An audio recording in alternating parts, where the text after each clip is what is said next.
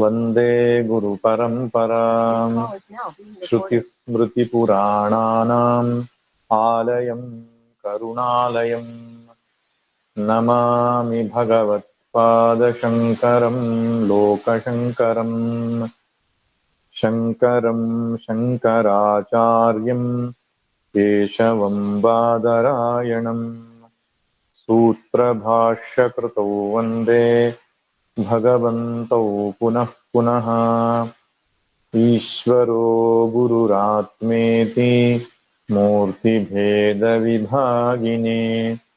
व्योमवद्व्याप्तदेहाय दक्षिणामूर्तये नमः। दक्षिणामूर्तये नमः। ॐ पार्थाय प्रतिबोधिताम् भगवता नारायणेन स्वयं व्यासेन ग्रथितां पुराणमुनिना मध्ये महाभारतम् अद्वैतामृतवर्षिणीं भगवतीमष्टादशाध्यायिनीम् अम्ब त्वामनुसन्दधामि भगवद्गीते भवद्वेषिणी भगवद्गीते भवद्वेषिणी।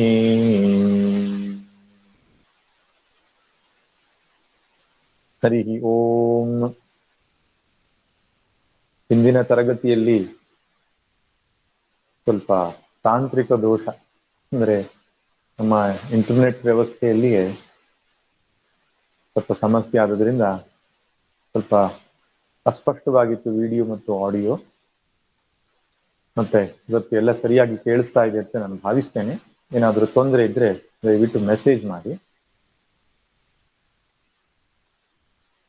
ನಾವು 4ನೇ ಅಧ್ಯಾಯವನ್ನ ನೋಡ್ತಾ ಇದ್ದೆವು. ಅದರಲ್ಲಿ ಬಹಳ ಮುಖ್ಯವಾದ ಭಾಗ ಜ್ಞಾನ ಕರ್ಮ ಸನ್ಯಾಸದ ಒಂದು ಚರ್ಚೆಯಲ್ಲಿ ಅಂತಿಮ ಹಂತದಲ್ಲಿ ಇದ್ದೆವು. ಆ ಕೊನೆಯ ಶ್ಲೋಕವೇ 24ನೇದು.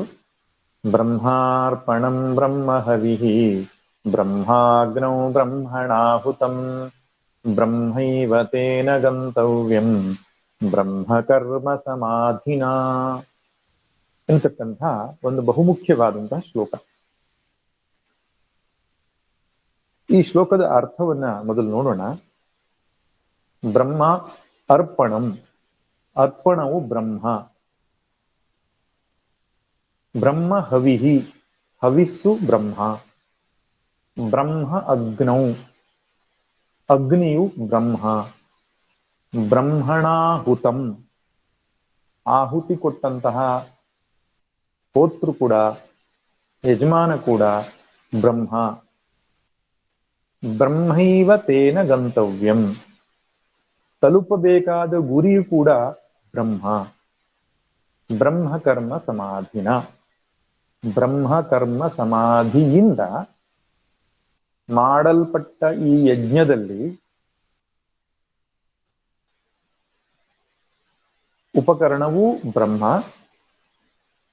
ಅರ್ಪಣಂ ಅಂದ್ರೆ ಯಜ್ಞದಲ್ಲಿ ಆ ತುಪ್ಪವನ್ನು ಹವಿಸ್ಸನ್ನು ಹಾಕುವಾಗ ಒಂದು ಸೌಟಿನ ಹಾಗೆ ಮರದ ಸೌಟನ್ನು ಬಳಸ್ತಾರೆ. ಅದಕ್ಕೆ ಸೃಕ್ ಸ್ರುವ ಅಂತ ಹೇಳ್ತಾರೆ. ಸೃಕ್ ಅನ್ನುವಂತಹ ಚಮಚದಲ್ಲಿ ಹವಿಸ್ಸನ್ನು ಹಾಕಿ ಅಗ್ನಿಗೆ ಆಹುತಿಯನ್ನು ಕೊಡ್ತಾರಲ್ಲ, ಅದಕ್ಕೆ ಅರ್ಪಣ ಅಂತ ಕರೆದಿದ್ದಾರೆ. ಬ್ರಹ್ಮ ಅರ್ಪಣಂ ಅಂದ್ರೆ ಸಲಕರಣೆಗಳು ಬ್ರಹ್ಮ.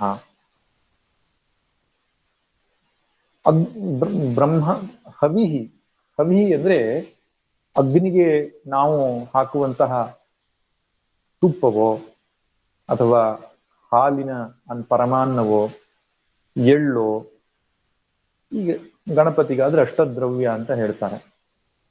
ಹಾಗೆ ಯೋ ದೂರ್ವಾಂಕುರೇರ್ಯಜತಿ ತವೈ ಶ್ರವಣೋಪಮೋ ಭವತಿ ಯೋ ಲಾಜೇರ್ಯಜತಿ ಸ ಯಶೋವಾನ್ ಭವತಿ ಹೇಳಿದಾರಲ್ಲ ಗಣಪತಿ ಅಥರ್ವಶಿಸ್ತ್ರದಲ್ಲಿ. ಅಂದ್ರೆ ಆಯಾ ದೇವತೆಗೆ ಆಯಾ ದ್ರವ್ಯದಿಂದ ಆಹುತಿಯನ್ನು ಕೊಡಬೇಕು ಅಂತ. ಆ ಕೊಡತಕ್ಕಂತಹ ದ್ರವ್ಯಕ್ಕೆ ಹವಿಸ್ಸು ಅಂತ. ಅಗ್ನಿ, ಯಾವ ಅಗ್ನಿಯಲ್ಲಿ ನಾವು ಕೊಡ್ತೇವೋ ಅದು ಕೂಡ ಬ್ರಹ್ಮವೇ. ಕೊಡುವವನು ಯಾವನಿದ್ದಾನೋ ಅವನು ಬ್ರಹ್ಮವೇ. ಈ ಮೂಲಕವಾಗಿ ಅವನು ಪಡೆಯುವ ಫಲ ಕೂಡ ಬ್ರಹ್ಮವೇ. ಎಲ್ಲವನ್ನ ಬ್ರಹ್ಮದೃಷ್ಟಿಯಿಂದ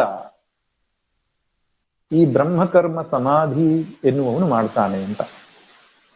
ಬ್ರಹ್ಮಕರ್ಮ ಸಮಾಧಿನ ಎನ್ನುವಲ್ಲಿ ಬ್ರಹ್ಮಕರ್ಮ ಸಮಾಧಿ ಎನ್ನುವುದು ಒಂದು ಹೆಸರು. ಸಮಾಧಿನ ಅಂದ್ರೆ ಸಮಾಧಿಯಿಂದ, ಸಮಾಧಿ ಎನ್ನುವಂತಹ ಒಬ್ಬ ಜ್ಞಾನಿಯಿಂದ ಅಂತ. ಈ ಏನು ಕರ್ಮ ಸನ್ಯಾಸ ಅಂತ, ಜ್ಞಾನ ಕರ್ಮ ಸನ್ಯಾಸಿಗೆ ಇನ್ನೊಂದು ಹೆಸರು ಬ್ರಹ್ಮಕರ್ಮ ಸಮಾಧಿ ಅಂತ.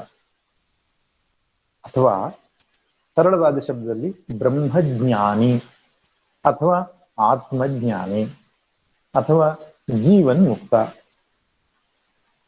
ಹೀಗೆ ಅನೇಕ ಶಬ್ದಗಳಿಂದ ನಾವೇನು ಕರಿತೇವೋ ಆ ಜೀವ ಬ್ರಹ್ಮೈಕ್ಯ ಜ್ಞಾನವನ್ನ ತಿಳಿದಂಥವನಿಗೆ ಇನ್ನೊಂದು ಹೆಸರು ಬ್ರಹ್ಮಕರ್ಮ ಸಮಾಧಿ ಅಂತ ಬಳಸಿದ್ದಾರೆ. ಈ ಬ್ರಹ್ಮಕರ್ಮ ಸಮಾಧಿ ಎಂಬ ಶಬ್ದದ ಅರ್ಥ ಏನು? ಕರ್ಮ ಮಾಡುವಾಗ ಬ್ರಹ್ಮದಲ್ಲಿಯೇ ದೃಷ್ಟಿ ಇಟ್ಟು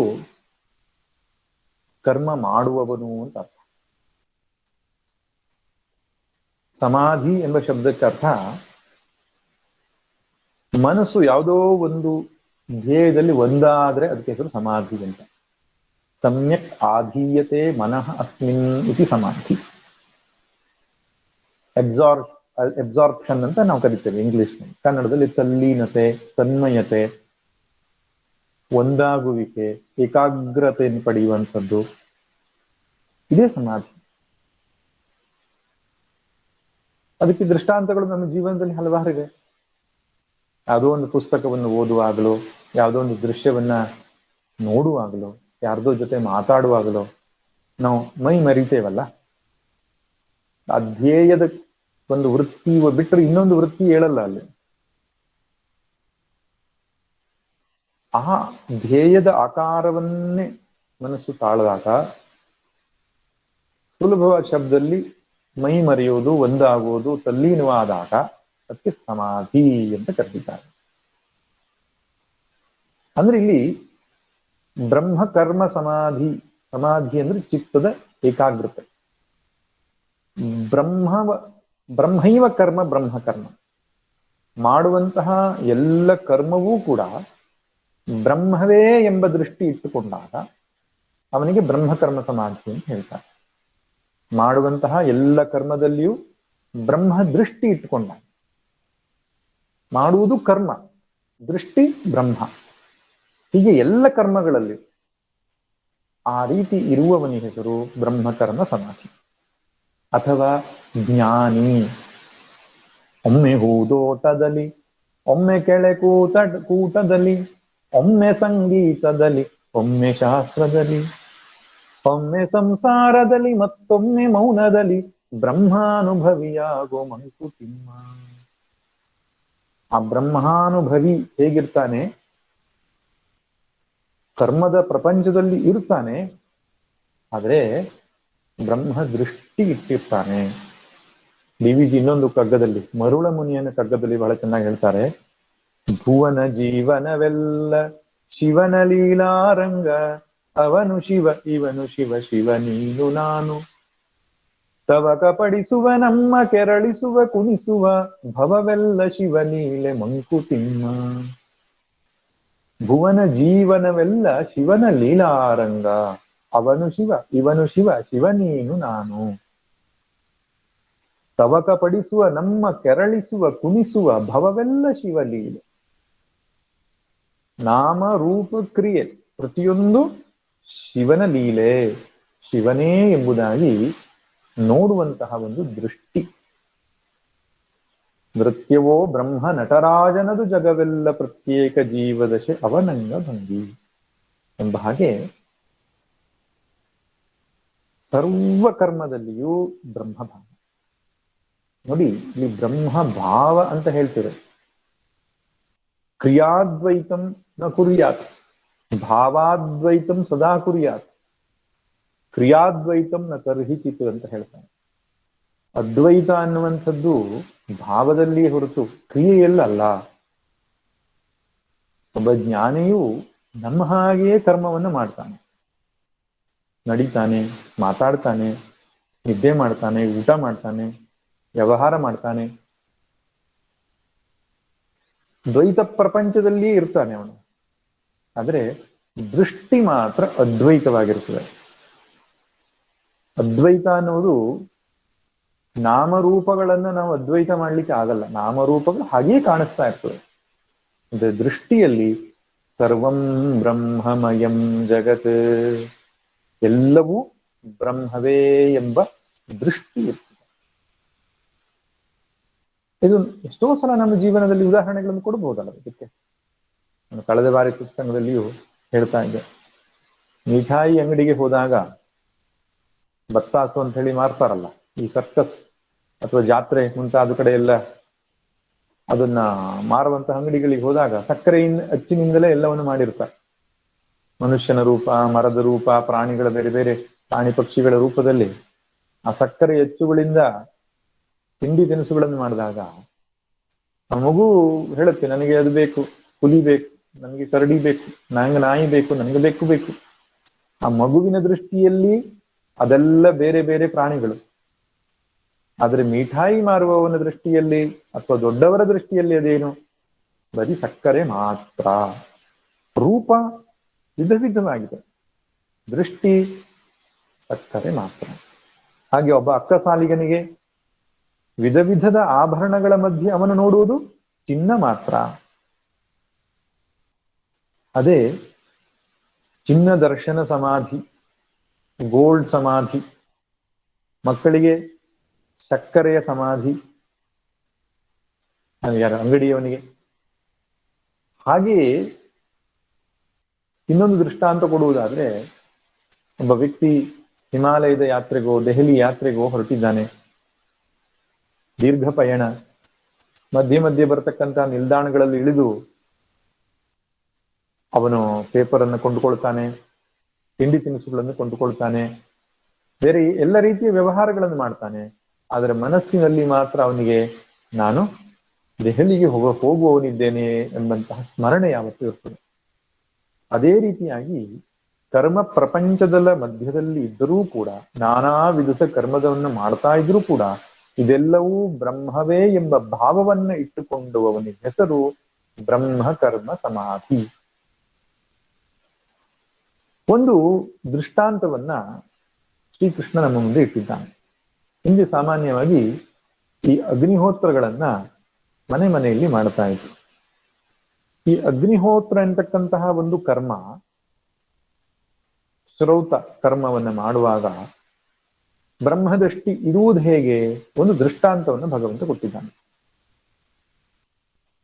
ಅಗ್ನಿಹೋತ್ರ ಮಾಡುವಾಗ ಅಗ್ನಿ ಬೇಕು, ಹವಿಸ್ಸು ಬೇಕು, ಸೃಕ್ಸೃವಗಳು ಉಪಕರಣಗಳು ಬೇಕು, ಯಜಮಾನ ಬೇಕು, ಮತ್ತೆ ಅದಕ್ಕೊಂದು ಫಲ ಇರ್ತದೆ, ಸ್ವರ್ಗ ಪ್ರಾಪ್ತಿ ಅಂತ. ಇಷ್ಟೂ ಸೇರಿದಾಗ ಒಂದು ಅಗ್ನಿಹೋತ್ರ ಕರ್ಮ ನಡೀತದೆ. ಇದರಲ್ಲಿ ಕರ್ಮದ ಪ್ರತಿಯೊಂದು ಅಂಗವನ್ನೂ ಕೂಡ ಬ್ರಹ್ಮದೃಷ್ಟಿ ಇಡುತ್ತಾನೆ ಎನ್ನುವ ಒಂದು ದೃಷ್ಟಾಂತ ಕೊಟ್ಟಿದ್ದಾನೆ. ಅಧಿಷ್ಠಾನಂ ತಥಾಕರ್ತ ಕರಣಂಚ ಪೃಥಗ್ವಿದಂ ವಿವಿಧಾಶ್ಚ ಪೃಥಕ್ ಚೇಷ್ಟಾಃ ದೈವಂ ದೈವಾತ್ರ ಪಂಚಮಂ. ಒಂದು ಕರ್ಮ ನಡೆಯುವಾಗ ಇಷ್ಟು ಸಂಗತಿಗಳು ಬೇಕು ಅಂತ ಗೀತೆಯಲ್ಲಿ ಹೇಳಿದ್ದಾನೆ. ಅಧಿಷ್ಠಾನಂ, ಎಲ್ಲಿ ಕರ್ಮ ನಡೀತದೋ ಅದಕ್ಕೆ ಅಧಿಷ್ಠಾನ ಅಂತ ಹೇಳ್ತಾನೆ. ತಥಾ ಕರ್ತ, ಯಾವನು ಕರ್ಮವನ್ನು ಮಾಡ್ತಾನೋ ಅವನು ಕರ್ತ. ಕರಣಂಚ ಪೃಥಗ್ವಿದಂ, ವಿವಿಧವಾದ ಉಪಕರಣಗಳು, ಮತ್ತೆ ಕ್ರಿಯೆ, ಅದಷ್ಟೇ ಅಲ್ಲದೆ ದೈವ ಅನ್ನುವಂಥದ್ದು ಬೇಕು ಅಂತ. ಇಲ್ಲಿ 5 ಸಂಗತಿಯನ್ನ ನಾನು ಹೇಳ್ತಾನೆ. ಒಂದು ಉಪಕರಣ, ಹವಿಸ್ಸು ಅಂದ್ರೆ ದ್ರವ್ಯ, 3ನೇದು ಅಧಿಷ್ಠಾನ, ಎಲ್ಲಿ ನಾವು ಯಜ್ಞವನ್ನು ಮಾಡ್ತೇವೋ ಅಗ್ನಿ, ಮತ್ತೆ ಒಬ್ಬ ಯಜಮಾನ, ಮತ್ತೆ ಅದರ ಫಲ. ಈ 5 ಸಂಗತಿಯನ್ನ ಹೇಳ್ತಿದ್ದಾನೆ.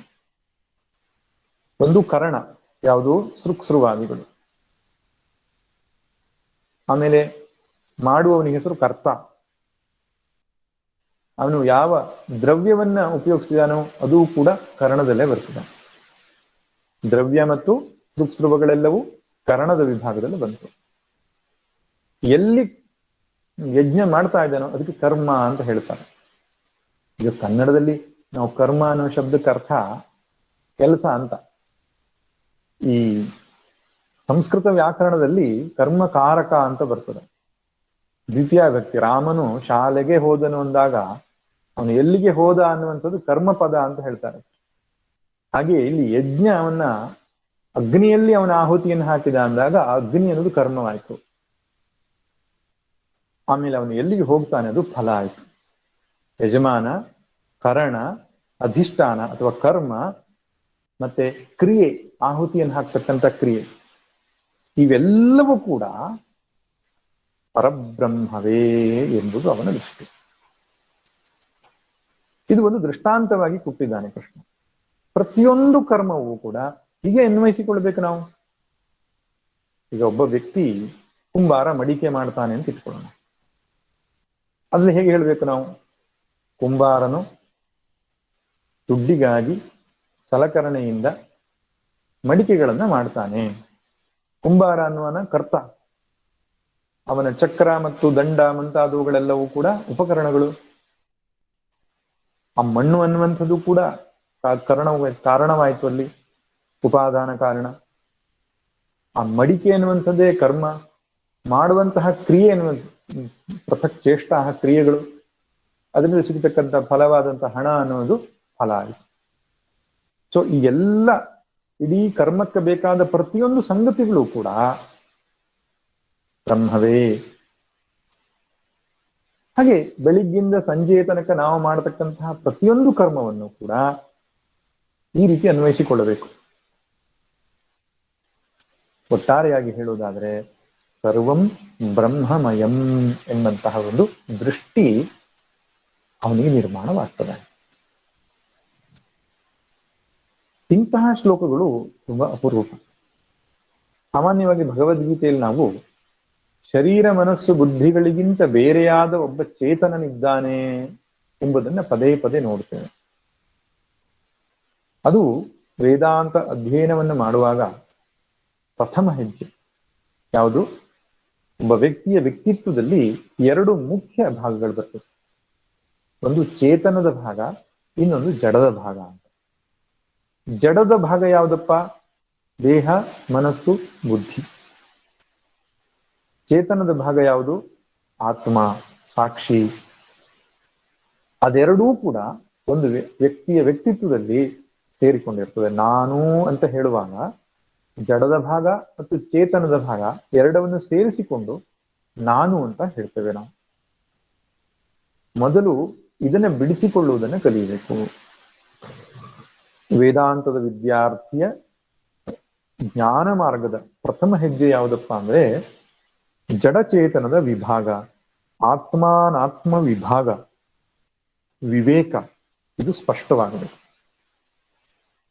ಅದಕ್ಕೆ ಭಗವದ್ಗೀತೆಯ 2ನೇ ಅಧ್ಯಾಯದಲ್ಲಿ 12ನೇ ಶ್ಲೋಕದಿಂದ 25ನೇ ಶ್ಲೋಕದ ತನಕ ಆತ್ಮಲಕ್ಷಣ ತದ್ವಿರುದ್ಧವಾದ ಅನಾತ್ಮ ಲಕ್ಷಣ ಎಂಬುದು ಹೇಳುವುದರ ಮೂಲಕ ಆತ್ಮಾನಾತ್ಮ ವಿವೇಕವನ್ನು ಸ್ಪಷ್ಟವಾಗಿ ಮಾಡಿದ್ದು ಕಂಡು ಬರ್ತದೆ.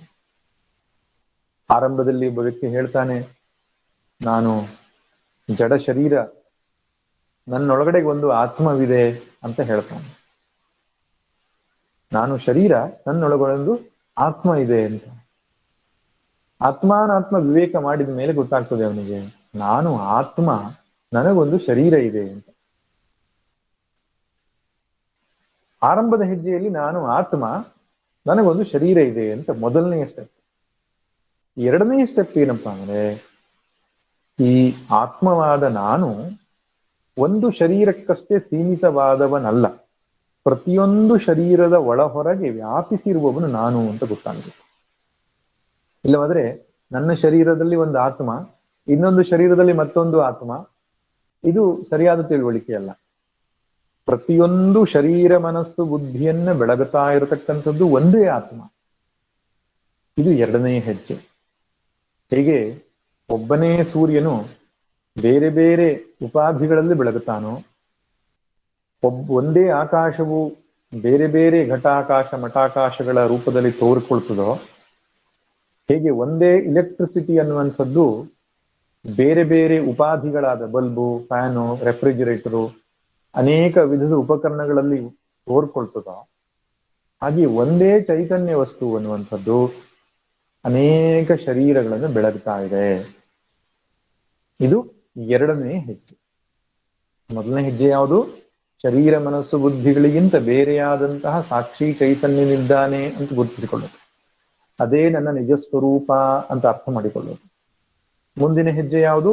ಆ ಚೈತನ್ಯವೇ ಸರ್ವವ್ಯಾಪಕವಾದದ್ದು, ಒಂದು ಶರೀರಕ್ಕೆ ಪರಿಚ್ಛಿನ್ನವಾದುದು ಅಲ್ಲ, ಅದು ಅನಂತವಾಗಿ ಆಕಾಶದ ಹಾಗೆ ವ್ಯಾಪಿಸಿರತಕ್ಕಂಥ ಸಂಗತಿ ಎಂಬಂತಹ ಒಂದು ನಿರ್ಧಾರಕ್ಕೆ ಬರುವಂಥದ್ದು. ಇಷ್ಟ ಆದಮೇಲೆ ಇನ್ನೊಂದು ಹೆಜ್ಜೆ ಮುಂದಕ್ಕೆ ಹೋಗ್ಬೇಕು. ಮೂರನೇ ಹೆಜ್ಜೆ ಯಾವುದು? ಈಗಲೂ ಕೂಡ ಎಲ್ಲೆಲ್ಲೂ ಎಲ್ಲ ಶರೀರದ ಒಳಗೂ ಇರತಕ್ಕಂತಹ ಒಬ್ಬನೇ ಚೇತನ ಅನ್ನುವಾಗಲೂ ಕೂಡ ಅದಕ್ಕಿಂತ ಹೊರತಾದ ಇನ್ನೊಂದು ಜಗತ್ತು ಬಾಕಿ ಉಳಿತು. ಅಂದ್ರೆ ದ್ವೈತ ಉಳಿದುಕೊಳ್ತು. ಎತ್ರ ದ್ವೈತಮೇವ ಭವತಿ, ಎಲ್ಲಿ ದ್ವೈತ ಇರ್ತದೋ ಅಲ್ಲಿ ಭಯ. ದ್ವಿತೀಯಾದ್ವೈ ಭಯಂ ಭವತಿ, ಎರಡಿದ್ರೆ ಭಯ. ಆದ್ರಿಂದ ಆ ಎರಡು ಅನ್ನುವಂಥದ್ದು ಹೊರಟು ಹೋಗ್ಬೇಕು, ಒಂದೇ ಆಗ್ಬೇಕು, ಅಲ್ಲಿಯ ತನಕೂ ವಿಚಾರ ಮುಂದುವರಿಯಬೇಕು. ಹಾಗಾದ್ರೆ ಮೂರನೇ ಹಂತ ಯಾವುದು?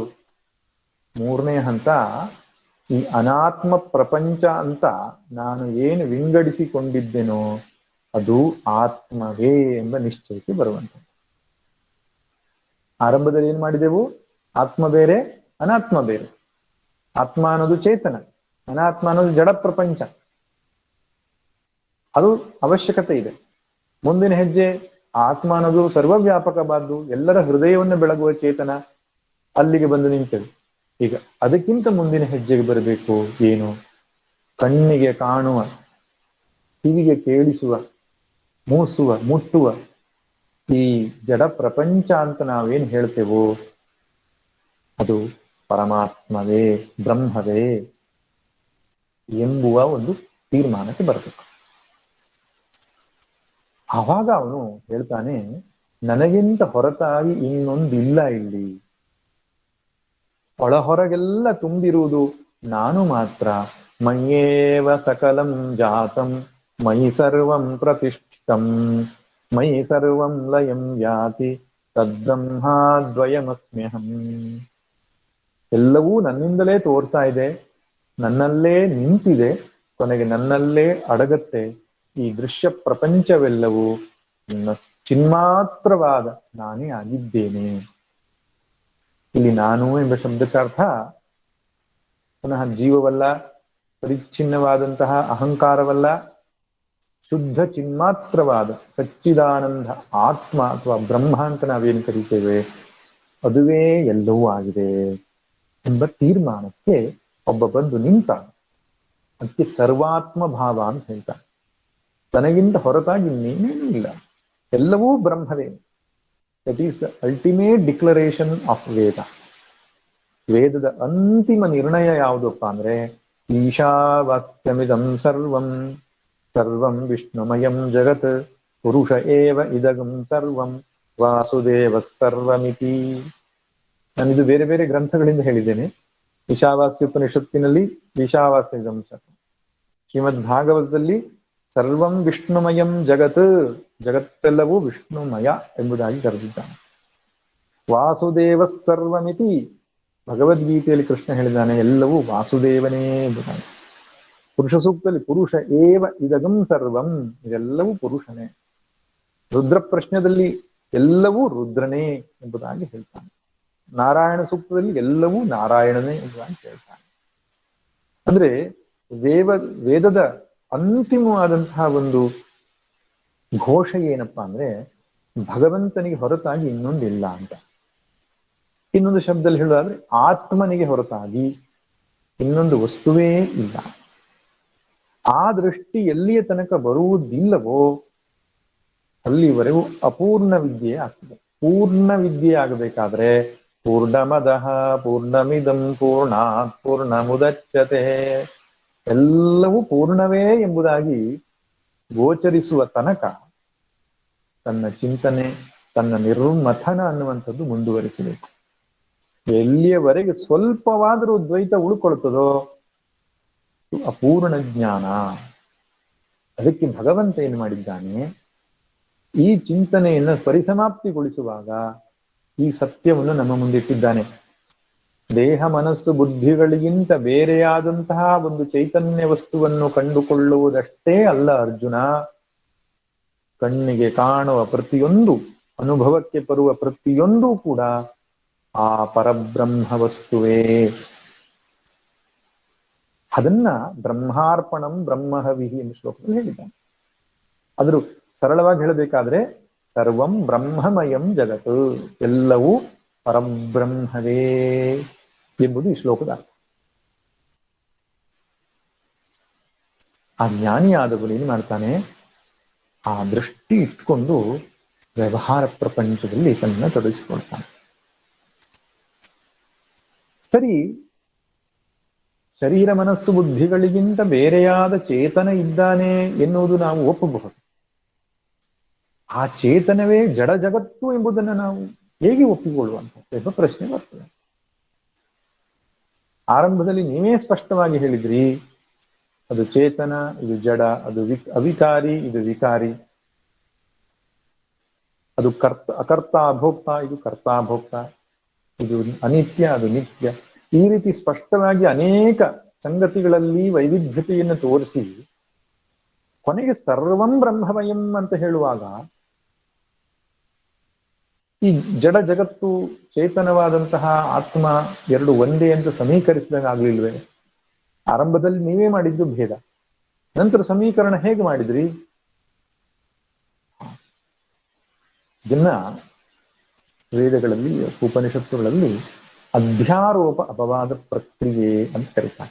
ವೇದಾಂತವನ್ನ ಪಾಠ ಮಾಡುವಾಗ ಈ ಅಧ್ಯಾರೋಪ ಅಪವಾದ ಪ್ರಕ್ರಿಯೆಯಿಂದಲೇ ಪಾಠ ಮಾಡತಕ್ಕಂತಹ ವ್ಯವಸ್ಥೆ ಇದೆ. ಸರ್ವಂ ಬ್ರಹ್ಮಮಯಂ ಎಂತಕ್ಕಂತಹ ಪಾರಮಾರ್ಥಿಕ ಸತ್ಯವನ್ನ ಆರಂಭದಲ್ಲೇ ಶಿಷ್ಯನೋರ್ವನಿಗೆ ಬೋಧಿಸಿದರೆ ಅದನ್ನ ತಿಳಿದುಕೊಳ್ಳಲಿಕ್ಕೆ ಸಾಧ್ಯವಾಗುವುದಿಲ್ಲ. ಯಾಕಂದ್ರೆ ಶರೀರಾದಿಗಳ ಅಭಿಮಾನವನ್ನ ಇಟ್ಟುಕೊಂಡು ಜಗತ್ ಸತ್ಯತ್ವ ಬುದ್ಧಿಯನ್ನ ದೃಢವಾಗಿರತಕ್ಕಂಥ ಶಿಷ್ಯನಿಗೆ ಅವನ ಬುದ್ಧಿಯ ಮಟ್ಟದಿಂದಲೇ ಬೋಧಿಸುವಂತಹ ಒಂದು ಪ್ರಕ್ರಿಯೆಗೆ ಅಧ್ಯಾರೋಪ ಅಪವಾದ ಪ್ರಕ್ರಿಯೆ ಅಂತ ಹೇಳ್ತಾರೆ. ಉಪನಿಷತ್ತುಗಳು ಏನ್ ಮಾಡುತ್ತೆ ಅಂದ್ರೆ, ಸದೇವ ಸೌಮ್ಯ ಇದಮಗ್ರ ಆಸೀದೇಕಮೇವಾದ್ವಿತೀಯಂ. ಆರಂಭದಲ್ಲಿ ಆ ಪರಬ್ರಹ್ಮ ಪರಮಾತ್ಮ ವಸ್ತುವಿಗೆ ಅಧ್ಯಾರೋಪವನ್ನ ಮಾಡಿ ಹೋಗುತ್ತೆ. ಆತ್ಮನ್ನ ತಿಳಿಸಿಕೊಡತಕ್ಕಂತಹ ವಿಧಾನವೇ ಅದು, ಅದೇ ಒಂದೇ ಪ್ರಕ್ರಿಯೆ ಅಂತ ಹೇಳ್ಬೋದು. ಸರಿಯಾದ ಪ್ರಕ್ರಿಯೆ ಅಂದ್ರೆ ಅಧ್ಯಾರೋಪ ಅಪವಾದ ಪ್ರಕ್ರಿಯೆ. ನಿರ್ಗುಣ ನಿರಾಕಾರನಾದಂತಹ ಪರಬ್ರಹ್ಮ ಪರಮಾತ್ಮ ವಸ್ತುವಿಗೆ ಸೃಷ್ಟಿಕರ್ತೃತ್ವದ ಒಂದು ಆರೋಪವನ್ನ ಮಾಡ್ತೇವೆ. ಈ ಜಗತ್ತೆಲ್ಲವೂ ಅವನಿಂದಲೇ ಹೊರಹೊಮ್ಮಿತು. ತತ್ಸೃಷ್ಟ್ವಾ ತದೇವಾನುಪ್ರಾವಿಶತ್. ಜಗತ್ತನ್ನು ಸೃಷ್ಟಿ ಮಾಡಿದ, ಜಗತ್ತಿನ ಎಲ್ಲ ವಸ್ತುಗಳಾಗಿ ಅದರೊಳಗೆ ಹೊಕ್ಕ. ಸತ್ಯತ್ಯಚ್ಚಾಭವತ್. ಸತ್ ಮತ್ತು ಅಸತ್ ಎಲ್ಲವೂ ಆ ಪರಮಾತ್ಮ ವಸ್ತುವೇ ಆಯಿತು ಅಂತ. ಹೀಗೆ ಜೇಡರ ಬಲೆಯನ್ನು ಹೆಣೆಯುವ ಜೇಡವು ತನ್ನಿಂದಲೇ ಒಂದು ದ್ರವ್ಯವನ್ನ ಹೊರತೆಗೆದು ತನ್ನ ಮನೆಯನ್ನು ನಿರ್ಮಾಣ ಮಾಡಿಕೊಳ್ಳುತ್ತದೋ, ಹಾಗೆಯೇ ಆ ಪರಬ್ರಹ್ಮ ವಸ್ತುವೇ ತನ್ನ ಶಕ್ತಿಯಿಂದ ಜಗತ್ತಾಯಿತು ಅಂತ ಹೇಳ್ತಾರೆ. ಈ ವಾಕ್ಯ ವೇದ ಹೇಳಿದ ತಕ್ಷಣ ಒಬ್ಬ ಸ್ಟೂಡೆಂಟಿನ ದೃಷ್ಟಿ ಹೇಗೆ ಬರ್ತದೆ? ಜಗತ್ತು ಅಂದ್ರೆ ಬ್ರಹ್ಮ, ಈ ಜಗತ್ತೆಲ್ಲವೂ ಬ್ರಹ್ಮದ ಕಾರ್ಯವಾಗಿದೆ. ಕಾರ್ಯ ಮತ್ತು ಕಾರಣದ ಮಧ್ಯೆ ಅಭೇದವಿದೆ. ಮಣ್ಣು ಮತ್ತು ಮಡಿಕೆಗೂ ಏನು ವ್ಯತ್ಯಾಸ? ಒಂದು ಆಕಾರ ಇದ್ದಾಗ ಮಡಿಕೆ, ಆಕಾರ ಬಿಟ್ಟು ನೋಡಿದ್ರೆ ಮಣ್ಣೆ. ಹಾಗೆ ಜಗತ್ತೆಂಬ ನಾಮರೂಪವನ್ನ ತಾಳಿದ್ದು ಬ್ರಹ್ಮವೇ. ಇಲ್ಲಿ ಬ್ರಹ್ಮಕ್ಕಿಂತ ಮಿಗಿಲಾದ ಇನ್ನೊಂದು ವಸ್ತುವೇ ಇಲ್ಲ ಎಂಬ ದೃಷ್ಟಿಯನ್ನ ಅವನು ಡೆವಲಪ್ ಮಾಡ್ಕೊಂಡಿರ್ತಾನೆ. ತದನಂತರ ಉಪನಿಷತ್ತು ಆ ಪಂಚಕೋಶಗಳಿಗೆ ವ್ಯತಿರಿಕ್ತವಾದ ಆ ಚೇತನ ತತ್ವವನ್ನು ತೋರಿಸಿ, ಯಾವ ಬ್ರಹ್ಮನಿಂದ ಈ ಜಗತ್ತೆಲ್ಲ ಉಂಟಾಗಿತ್ತೋ ಆ ಬ್ರಹ್ಮ ಈ ನಿನ್ನೊಳಗಿರತಕ್ಕಂತಹ ಚೇತನ ಎಂಬುದಾಗಿ ತೋರಿಸ್ತದೆ. ಏಷೋ ಅಣಿಮ ತತ್ ಸತ್ಯಂ ತದಾತ್ಮ ತತ್ವಮಸಿ ಶ್ವೇತಕೇತೋ. ಆ ಪರಬ್ರಹ್ಮ ವಸ್ತುವೇ ನಿನ್ನ ಆತ್ಮವಾಗಿದೆ, ಅದೇ ನೀನು ಎಂಬುದಾಗಿ ತೋರಿಸಿಕೊಡು. ಹಾಗೆ ಶಿಷ್ಯನೊಬ್ಬ ಅರಿತುಕೊಂಡಾಗ ಅವನ ದೃಷ್ಟಿ ಏನಾಯ್ತು ಇವಾಗ? ಆ ಪರಬ್ರಹ್ಮ ವಸ್ತುವೇ ನಾನು, ಈ ಜಡವಾದ ಪ್ರಪಂಚವೆಲ್ಲ ಹೋದ್ರ ಕಾರ್ಯವಾದಂತಹ ಜಗತ್ತು ಕಾರಣವಾದಂತಹ ಬ್ರಹ್ಮಕ್ಕಿಂತ ಭಿನ್ನವಲ್ಲ, ಆದ್ದರಿಂದ ಇದೆಲ್ಲವೂ ನಾನೇ ಎಂಬುದಾಗಿ ನಿಶ್ಚಯ ಮಾಡ್ತಾನೆ. ಇದಕ್ಕೆ ಒಂದು ದೃಷ್ಟಾಂತವನ್ನು ಕೊಡಬಹುದು. ಕಾರ್ಯವಾದ ಬ್ರಹ್ಮವು ಸಚ್ಚಿದಾನಂದ ಸ್ವರೂಪವಾಗಿದ್ದು ಕಾರ್ಯವಾದ ಜಗತ್ತು ಜಡವಾಗಿ ತೋರ್ತಾ ಇದ್ರು ಒಂದು ಕಾರ್ಯ ಮತ್ತು ಕಾರಣ ಅಂತ ಒಪ್ಪಿಕೊಳ್ಳೋದು ಹೇಗೆ ಅನ್ನೋದಕ್ಕೆ ನಮ್ಮ ಕನಸೇ ದೃಷ್ಟಾಂತ. ಒಂದೇ ಒಂದು ಮನಸ್ಸು ಅಲ್ಲಿ ಪುರುಷನಾಗಿ, ಪ್ರಪಂಚವಾಗಿ, ವಿವಿಧ ವಸ್ತುಗಳಾಗಿ, ಭೋಗವಾಗಿ ಒಂದು ಹೊಸ ಪ್ರಪಂಚವನ್ನೇ ಸೃಷ್ಟಿಸಿ ನಾವು ಅದನ್ನು ಅನುಭವಿಸ್ತಾ ಇರ್ತೇವೆ ಕನಸಿನಲ್ಲಿ. ಅನೇಕ ವೈವಿಧ್ಯಮಯವಾದ ವಸ್ತುಗಳು ಕಂಡರೂ ಕೂಡ ಅಲ್ಲಿ ಇರುವುದೇನು? ಒಂದು ಮನಸ್ಸು ಮಾತ್ರ. ಮನಸ್ಸೇ ಪ್ರತಿಯೊಂದು ಆಗಿದೆ. ಆ ಮನಸ್ಸೇ ಒಬ್ಬ ವ್ಯಕ್ತಿಯಾಗಿದೆ. ಆ ಪ್ರಪಂಚವನ್ನು ಅದು ಅನುಭವಿಸ್ತಾ ಇದೆ. ಆ ದೃಷ್ಟಾಂತ ಹೇಗೆಯೋ ಹಾಗೆ ಇಲ್ಲೂ ಕೂಡ ಆ ಪರಬ್ರಹ್ಮ ವಸ್ತುವೇ ಪ್ರತಿಯೊಂದು ಆಗಿ ತಾನೇ ಜೀವದ ವೇಷಧಾರಣೆ ಮಾಡಿಕೊಂಡು ಪ್ರಪಂಚವನ್ನು ಅನುಭವಿಸ್ತಾ ಇದೆ. ಯಾವಾಗ ಕನಸಿನಲ್ಲಿರ್ತಕ್ಕಂತಹ ವ್ಯಕ್ತಿಗೆ ಒಂದೊಮ್ಮೆ ನಾನು ಜಾಗೃತ್ನವನು ಎಂಬುದಾಗಿ ಗೊತ್ತಾದರೆ, ಇದೆಲ್ಲವೂ ಜಾಗೃತ್ ಮನಸ್ಸಿನ ಒಂದು ಪರಿಕಲ್ಪನೆ ಎಂಬುದು ಅರ್ಥವಾದರೆ, ಆ ನಂತರದ ಬದುಕು ಅವನದು ಹೇಗಿರ್ತದೋ ಹಾಗೆಯೇ ಜ್ಞಾನಿಯದು ಕೂಡ. ಆ ಪಾರಮಾರ್ಥಿಕವಾದಂತಹ ಪರಬ್ರಹ್ಮ ವಸ್ತುವೇ ಜೀವರೂಪವನ್ನ, ಜಗದ್ರೂಪವನ್ನ ತಾಳಿ ಈ ಲೀಲೆಯನ್ನ ಮಾಡ್ತಾ ಇದೆ ಎಂಬುದು ಯಾವತ್ತು ಗೊತ್ತಾಗ್ತದೋ ಆವತ್ತು ವೈವಿಧ್ಯ ಪ್ರಪಂಚ ಕಾಣ್ತಾ ಇದ್ರೂ ಕೂಡ ಅವನ ದೃಷ್ಟಿಗೆ ಅದು ಬ್ರಹ್ಮ ಮಾತ್ರ. ಇನ್ನೊಂದು ಮಾಡರ್ನ್ ಸೈನ್ಸ್ ಅಲ್ಲಿಯೂ ಕೂಡ ಒಂದು ದೃಷ್ಟಾಂತ ಬರುತ್ತೆ. ಯಾವ್ದು ಹೇಳಿ? ಈ ಮಸಿಕೆಂಡ ಮತ್ತು ವಜ್ರ ಎರಡೂ ಕೂಡ ಕಾರ್ಬನ್ ಎನ್ನುವ ಮೂಲ ಧಾತುವಿನಿಂದ ಆಗಿರತಕ್ಕಂಥ. ಆ ಕಾರ್ಬನ್ ಎಂತಕ್ಕಂತಹ ಧಾತು ಏನಿದೆ ಅದರ ಒಂದು ಅಟಮಿಕ್ ಸ್ಟ್ರಕ್ಚರ್ ಅಂತ ನಾವೇನ್ ಹೇಳ್ತೇವೆ, ಆ ಪರಮಾಣುವಿನ ಒಂದು ವಿನ್ಯಾಸ ಅದು ಹೆಚ್ಚು ಕಡಿಮೆ ಆದದ್ರಿಂದ ಒಂದು ಇಂಗಾಲವಾಯಿತು, ಒಂದು ವಜ್ರ ಆಯಿತು. ಆದ್ರೆ ಎರಡರ ಮೂಲ ಧಾತು ಕಾರ್ಬನ್ ಅದು. ಆದ್ರೆ ಇಂಗಾಲಕ್ಕೆ ರೇಟ್ ತುಂಬಾ ಕಡಿಮೆ, ವಜ್ರಕ್ಕೆ ತುಂಬಾ ರೇಟ್ ಜಾಸ್ತಿ. ಆದ್ರೆ ಅದ್ರ ಎರಡರ ಮಧ್ಯೆ ತುಂಬಾ ವ್ಯತ್ಯಾಸ ಇದೆ, ವ್ಯಾವಹಾರಿಕ ವ್ಯತ್ಯಾಸ ತುಂಬಾ ಇದೆ. ಆದ್ರೆ ಸೈನ್ಸ್ ಏನ್ ಹೇಳುತ್ತೆ? ಮೂಲ ಧಾತು ಒಂದೇ. ಇನ್ನು ವಿಜ್ಞಾನ ಇನ್ನೂ ಒಂದು ಹೆಜ್ಜೆ ಮುಂದಕ್ಕೆ ಹೋಗುತ್ತೆ. ಇಡೀ ಸೃಷ್ಟಿ ಎಲ್ಲವೂ nothing but energy in motion. ಶಕ್ತಿಯು ಸಂಚಲನವಾಗ್ತಾ ಇದೆ, ಅದೇ ಜಗತ್ತು. ಪ್ರತಿಯೊಂದು ಅಟಮಿಕ್ ಸ್ಟ್ರಕ್ಚರ್ ಅನ್ನು ತೆಗೆದುಕೊಂಡು ನೋಡಿದಾಗ ನ್ಯೂಟ್ರಾನ್, ಪ್ರೋಟಾನ್, ಎಲೆಕ್ಟ್ರಾನ್, ನ್ಯೂಟ್ರಾನ್ ಮತ್ತು ಪ್ರೋಟಾನ್ ಸುತ್ತಲೂ ಎಲೆಕ್ಟ್ರಾನ್ ಅನ್ನುವಂಥದ್ದು ರಿವಾಲ್ವ್ ಆಗ್ತಾ ಇರ್ತದೆ. ಪ್ರತಿಯೊಂದು ವಸ್ತುವಿನ ಒಳಗೂ ಇರತಕ್ಕಂಥದ್ದು ಅಷ್ಟೇ. ಆ ಸಬ್ ಅಟಮಿಕ್ ಪಾರ್ಟಿಕಲ್ಗಳನ್ನು ಕೂಡ ಅನಲೈಸ್ ಮಾಡಿ ಹೇಳ್ತಾರೆ, it is nothing but energy packets, it is nothing but energy ಅಂತ. ಆದ್ರಿಂದ ಸೂಕ್ಷ್ಮವಾದಂತಹ ಎನರ್ಜಿ ಅನ್ನುವಂಥದ್ದು ವಿವಿಧವಾದ ಈ ಜಗತ್ತಾಗಿ ತೋರ್ಲಿಕ್ಕೆ ಸಾಧ್ಯ ಇದೆ ಅಂತ ವಿಜ್ಞಾನ ಹೇಳುವಾಗ, ಆ ಪರಬ್ರಹ್ಮ ವಸ್ತು ಸಚ್ಚಿದಾನಂದ ಬ್ರಹ್ಮವು ಜಗತ್ತಾಗಿ ತೋರ್ಲಿಕ್ಕೆ ಹೇಗೆ ಸಾಧ್ಯ ಇಲ್ಲ? ಖಂಡಿತ ಸಾಧ್ಯ ಇದೆ. ವಿಜ್ಞಾನದ ದೃಷ್ಟಾಂತವೂ ಸಿಗುತ್ತೆ. ನಮ್ಮ ಕನಸು ಉತ್ತಮವಾದಂತಹ ದೃಷ್ಟಾಂತ ಬ್ರಹ್ಮವೇ ಜಗತ್ತಾಗಿರುವುದಕ್ಕೆ. ಅದು ಅದರ ಸಾಮರ್ಥ್ಯ.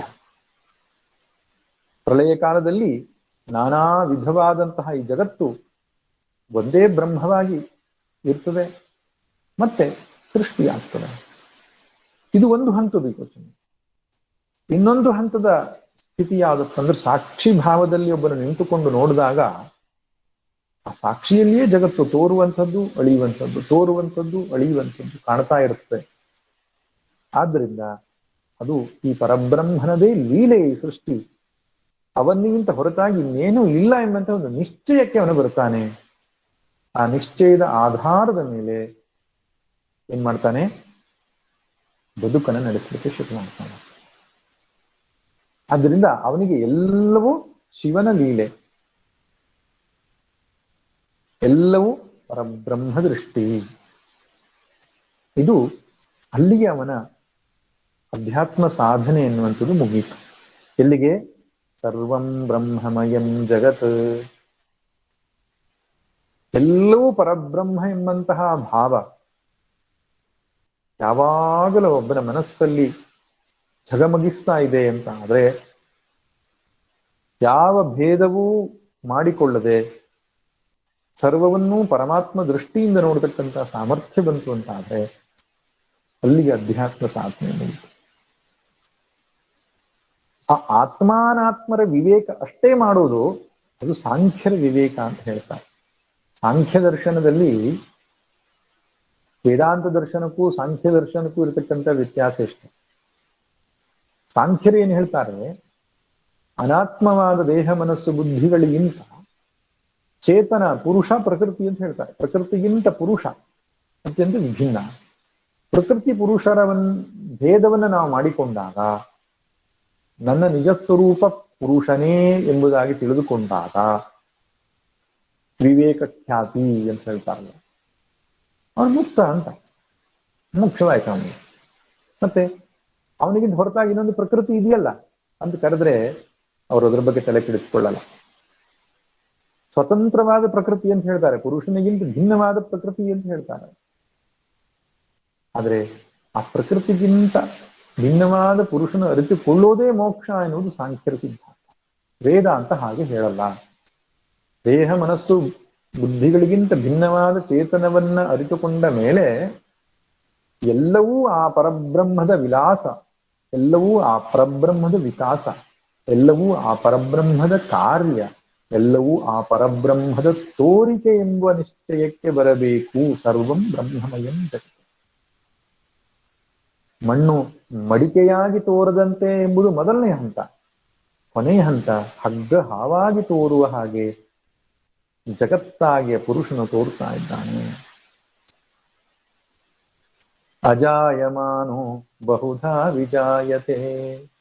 ಹುಟ್ಟಿಲ್ಲದೆ ಇದ್ರೂ ಅನೇಕ ವಿಧವಾಗಿ ತೋರ್ತಾ ಇದ್ದಾನೆ ಅಂತ ಶ್ರುತಿವಾಕ್ಯ. ಅದು ಅವನ ವಿಲಾಸ, ಅದು ಅವನ ಸಾಮರ್ಥ್ಯ. ಅದು ಯಾಕೆ ಹೇಗೆ ಅದನ್ನು ಹೇಳಲಿಕ್ಕೆ ಆಗೋಲ್ಲ.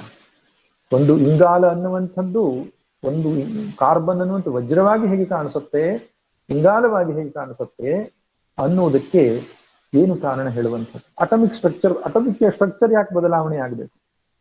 ಅದು ಅದರ ಸಾಮರ್ಥ್ಯ, ಅದು ಅದರ ವೈಶಿಷ್ಟ್ಯತೆ. ಹಾಗೆ ಆ ಪರಬ್ರಹ್ಮದ ಸಾಮರ್ಥ್ಯವೇ ಹಾಗೆ ಜಗತ್ತಾಗಿ ತೋರುವಂಥದ್ದು.